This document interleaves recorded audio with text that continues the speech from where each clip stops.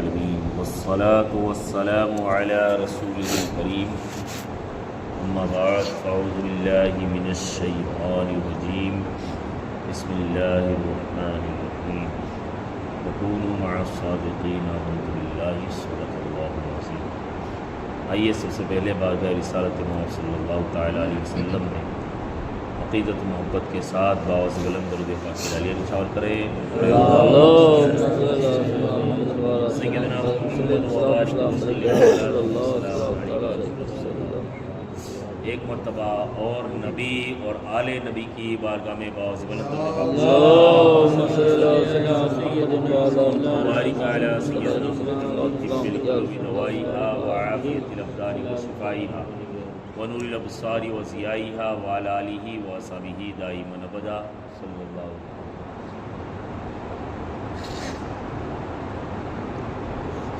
آج کی یہ مختصر سی محفل محبت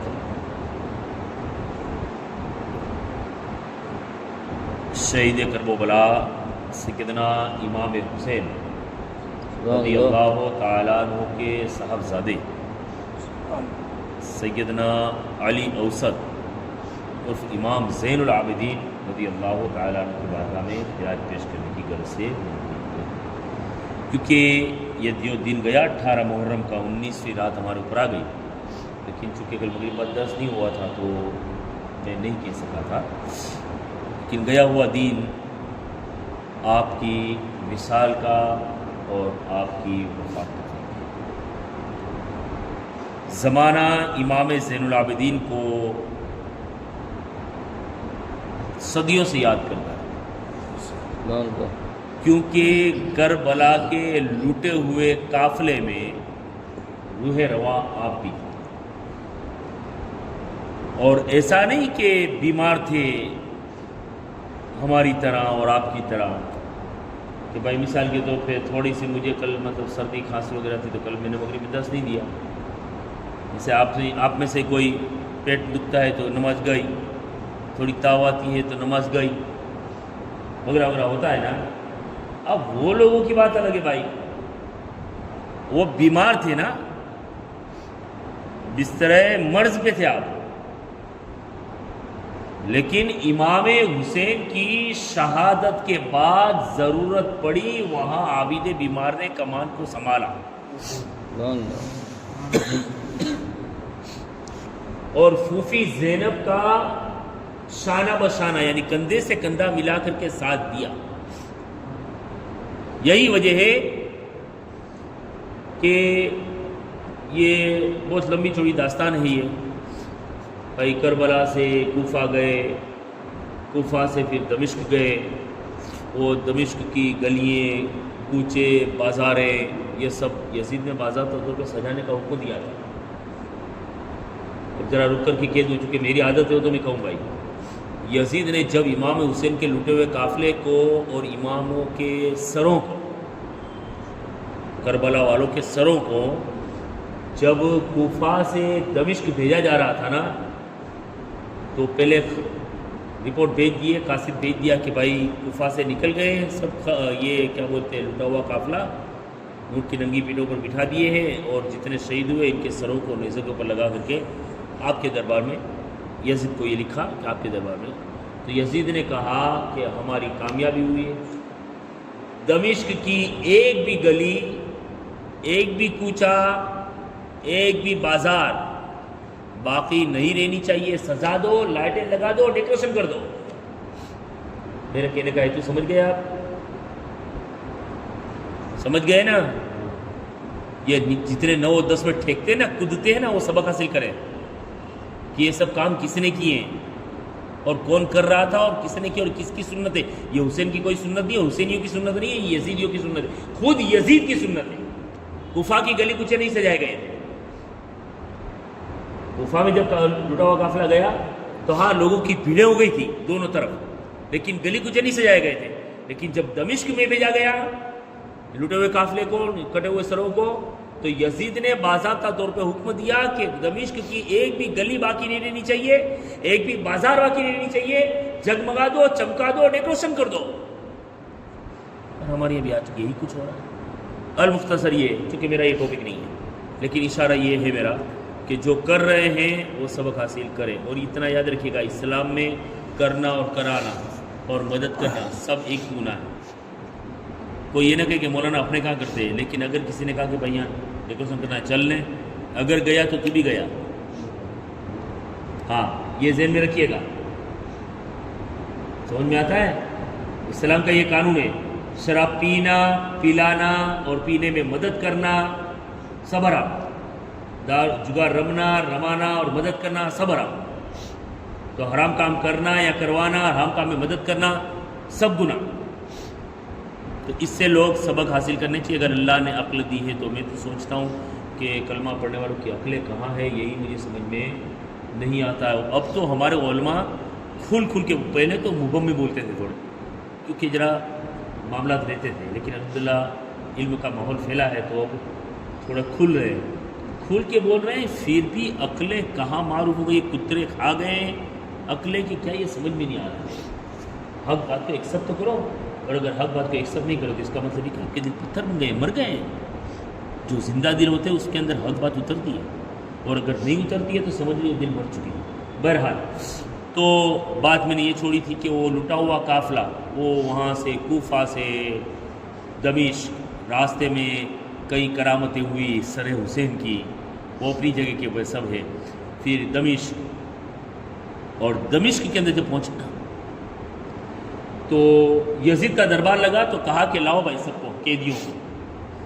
تو جس وقت عابد بیمار کو دیکھا نا یہ یزید نے، تو کہا یہ کون ہے؟ جوان تھے، کہا یہ کون ہے؟ کہا یہ حسین کا بیٹا علی ہے۔ کہا میں نے تو سنا وہ تو مار دیا گیا کربلا میں۔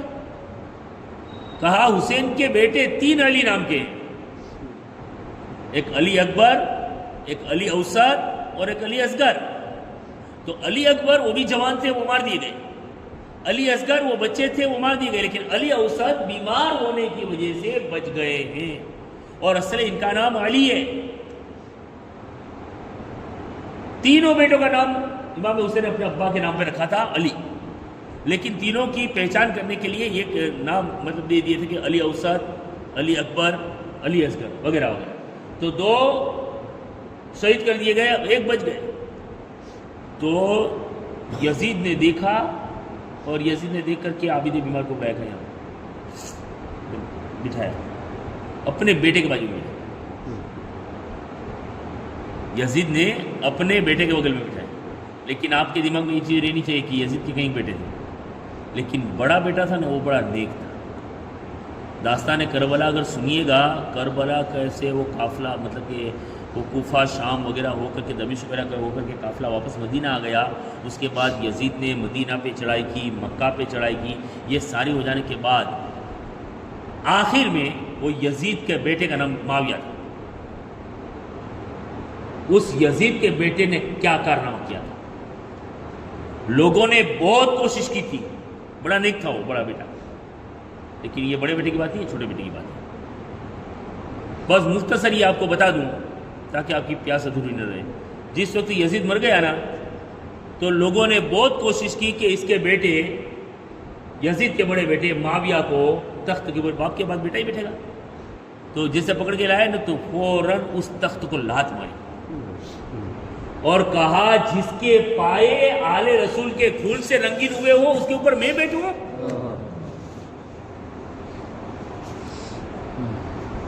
تو ہوتا ہے نا، شاید میں نے بیان میں کہا تھا کہ کبھی ظالم کے یہاں عالم پیدا ہو جاتے ہیں، اور کبھی گنہگار کے یہاں نیکوکار پیدا ہو جاتے ہیں، اور کبھی فاسق کے یہاں ولی پیدا ہو جاتے ہیں۔ یہ اس کی شان ہے، یہ رب کی شان ہے، اس میں ہم کلام کر سکتے نہیں اور ہم کو اجازت بھی نہیں ہے۔ تو بہرحال تو بات میں نے عرض کی کہ عابد بیمار کو بٹھایا ہوا یزید کے بیٹے کے پاس، بیچ والا ہے چھوٹا ہوگا لیکن سال چھوٹا نہیں تھا۔ اس نے کہا یزید نے امام زین العابدین کو کہ میرے بیٹے سے مقابلہ کرے گا؟ امام زین العابدین نے کہا کہ یہ سب باتیں کیا کرتا ہے، مقابلہ کرے گا، لڑے گا، یہ ایک تلوار اس کے ہاتھ میں دے دے، ایک تلوار میرے ہاتھ میں دے دے، پھر دیکھتے ہیں کہ کس کی طاقت کام کرتی ہے۔ اور یہ بہت بڑا کلیجہ ہے باپو، شام کے حاکم کے سامنے اور حاکم کے بیٹے کو چیلنج کر دینا، یہ کلیجہ صرف حسین کی اولاد کا ہی ہے۔ جس یزید کے سامنے اگر دربار میں جائیں، اگر جھکے نہیں تو قتل کر دیے جائیں، اور وہاں چیلنج کرنا یہ حسین کے لالوں کا کام ہے۔ تو سامنا ہوا، بات چیت کچھ ہو رہی تھی، وہ یزید کا بیٹا بھی کیا اپنے باپ کا نشہ تھا نا حکومت کا، تو کچھ لفاظی کر رہا تھا، اتنے میں تلواریں گاڑی دی گئی یا لکڑی دی گئی، یعنی بھالے دیے گئے، اتنے میں یزید کے حکم سے یا ایسے ہی نوبت بجی، نقارہ بجتا ہے نا، وہ نوبت بجی تو یزید کے بیٹے نے کہا کہ دیکھ علی، یہ ڈنکے میرے باپ کے بچتے ہیں یا تیرے باپ کے؟ میرے بیمار تو خاموش ہو گئے، اور ان کی اور وہ زیادہ کربلا کے پاس زیادہ تر خاموش ہی رہے، جہاں ضرورت پڑی وہیں بولے ہیں، اور زیادہ تر بھوکے ہی رہے، جہاں ضرورت پڑی وہاں کھایا ہے، زیادہ پیاسے ہی رہے، جہاں ضرورت پڑی وہاں پیا، ساری چیزیں زیادہ تر خاموش ہی رہے، جہاں ضرورت پڑی وہاں بولے۔ اب تھوڑی دیر ہوئی تو رب کا قدرت تو دیکھیے، تھوڑی دیر ہوئی کہ اذان ہوئی، جیسے ہی اذان ہوئی تو امام زین العابدین نے کہا کہ یزید کے بیٹے بول، یہ نوبت میرے دادا اور باپ کی بج رہی ہے یا تیرے باپ دادا کی بج رہی ہے؟ اور یہ نوبت ایسی ہے جو قیامت تک بجتی رہے گی، تیرے باپ کی نوبت تو چند مہینوں کی مہمان ہے۔ تو اس سے پتہ یہ چلا کہ کربلا کا منظر آنکھوں سے دیکھنے کے بعد بھی ضرورت پڑی تو حق کے لیے عابد بیمار پیچھے نہیں ہٹے، چاہے پھر حاکم کا دربار ہو، چاہے گورنر کا دربار ہو۔ یہ امام زین العابدین رضی اللہ تعالیٰ عنہ، آخری بات آپ کے سامنے پیش کروں کہ ایک مرتبہ آپ نماز پڑھ رہے تھے اپنے گھر میں، اور نماز پڑھتے پڑھتے پورے گھر میں آگ لگ گئی، پورے گھر میں آگ لگ گئی، آپ نماز پڑھ رہے تھے، اور آپ کی زندگی کا معمول بتاؤ، عشاء میں 17 رکعت ہوتی ہے تو دھاندھی آتی ہے کہ نہیں؟ ایمانداری سے بولو، آپ میں بھی شامل ہوں، دھاندھی آتی ہے کہ نہیں؟ ہو 17 رکعت عشاء میں، لیکن واہ حسین تیرے لاڑوں کی قربانی ہے۔ 5 وقت کی فرض نماز اور تہجد کے علاوہ امام زین العابدین روزانہ 1000 رکعت نماز نفل، 1000 رکعت روز۔ ان کو 50 پڑھنے کا کیا ہوئے تو وہ پڑھ جاتے نا بڑی رات کو، دیکھتے 20 رکعت چھوڑ دو، ہے نیچے کوئی 4 رکعت 2 رکعت 6 رکعت وغیرہ وغیرہ، یہ ہوتا، لیکن یہ حسین پاک کے نبی کے پڑھنے کے لوگ۔ بہرحال گھر کو آگ لگ گئی، پورے گھر میں آپ نماز پڑھ رہے ہیں تو آپ کے مریدین، آپ کے چاہنے والے نے آگ کو بجھائی اور بجھ گئی، امام زین العابدین نماز پڑھ رہے تھے اور نماز سے فارغ ہوئے، آگ بجھ گئی، تب تک تو نماز سے فارغ نہیں ہوئے تھے، مکمل آگ بجھ گئی، پھر لوگ کھڑے رہے، تو آگ بجھ گئی اور آپ نماز سے فارغ ہوئے، اور جیسے ہی آپ نماز سے فارغ ہوئے تو لوگوں نے کہا حضور آپ نماز پڑھ رہے تھے، یہاں آگ لگ گئی، ہم آگ بجھانے میں رہے اور آپ کو پتہ بھی نہیں چلا؟